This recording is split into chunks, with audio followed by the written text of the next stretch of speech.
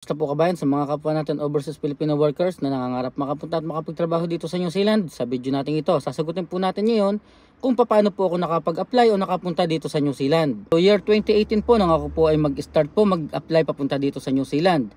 2 to 3 months po bago po ang expiration ng aking visa po sa Japan, kasi nasa Japan pa po ako noon. Nag-start na po ako mag-check kung paano po ang pag-apply papunta dito sa New Zealand. So dahil nga po ako po ay wala pa sa Pilipinas, ang means of way ko po para makapag-check kung paano mag-a-apply papunta dito sa New Zealand ay through online po. So ang ginawa ko po, nag-check po ako ng mga website na pwedeng applyan papunta dito sa New Zealand. So nung panahon po na yon, hindi po ako nag-iisa na nagnanais makapunta dito sa New Zealand.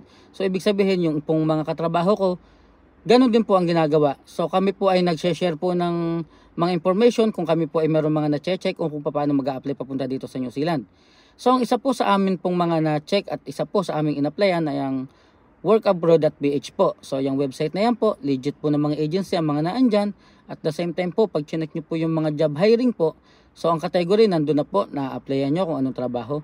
Minsan po may mga post po sila na nandun na rin po ang rate po kung magkano. So ang kagandahan po dyan, pwede po kayong magpasa ng mga dokumento nyo online. So ano lang po ang kaibahan nung ikaw po ay nag-a-apply online katulad po ng workabroad.ph, kasi po sabi ko nga po, nasa Japan pa ako nung panahon na yon, wala pa ako sa Pilipinas. So naipasa ko man po lahat ng aking requirements na kinakailangan nila through online. Pagdating naman po sa interview, kinakailangan po na nasa Pilipinas ka. So ang nangyayari po nun, lagi ka lang pong mga reserve, kasi hindi po pwedeng i-interview ng panahon nun kung ikaw po ay outside the Philippines. Kailangan po nasa Pilipinas ka at ikaw po ay magre-report sa agency. So ang kaya po ang nangyari po nun, so bago po ako umuwi, meron na po akong mga pinagpasahan na agency. At meron na rin po mga nag-confirm, at kalimitan po dyan, i-check po kung kailan po ang uwi ninyo. Nang sa ganon, kung nasa Pilipinas na po kayo, meron na rin po silang nakahanda o pwede na po nilang ilagay ang inyong mga pangalan sa mga job interview po na meron po sila. Kaya po nung ako po ay umuwi, November 2018 po, kung hindi po ako nagkakamali, Friday po ako umuwi, Monday po meron na po akong job interview po papunta dito sa New Zealand. Kaya nung dumating po ako ng Pilipinas ng Friday, so Monday po interview, at dyan po, dire-diretso na po yan. So, ang kaibahan lang po nun, nung ako po ay nagpa-interview, ibang agency po ang mga dapat kong pupuntahan. Pero sabi ko nga po, may mga kasama ako na iba nag-apply.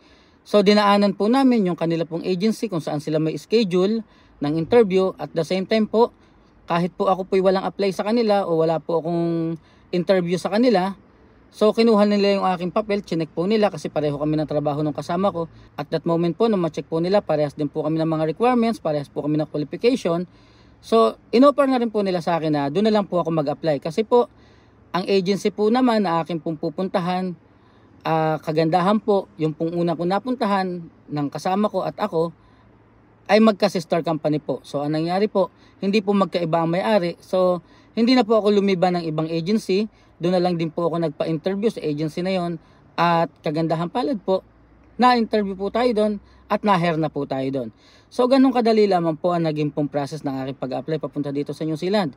So sa pamamagitan po ng workabroad.ph, nakakita po ako ng mga legit na agency at legit na company. Pwede po kayong mag-check dyan, lalong-lalo na kung kayo po ay outside the Philippines.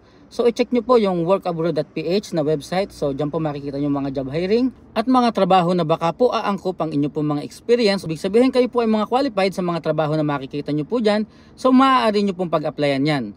So dahil po sa workabroad.ph, sa pag-check po natin, sa awa po ng Diyos, ako po ay nasa loob na po ng 4 na taon mahigit po dito sa New Zealand. So muli po kabayan, kung kayo po ay may mga katanungan, maaari nyo pong i-comment yan sa ating comment section sa baba at sasagutin po natin yan sa abot ng ating makakaya. Sana po maiksing video ito ay makatulong po sa inyo na sa ganun magkaroon po kayo ng opportunity makapag-apply at makapagtrabaho dito sa New Zealand. Muli po mga kabayan, maraming salamat po at mag-iingat po tayo palagi at God bless po.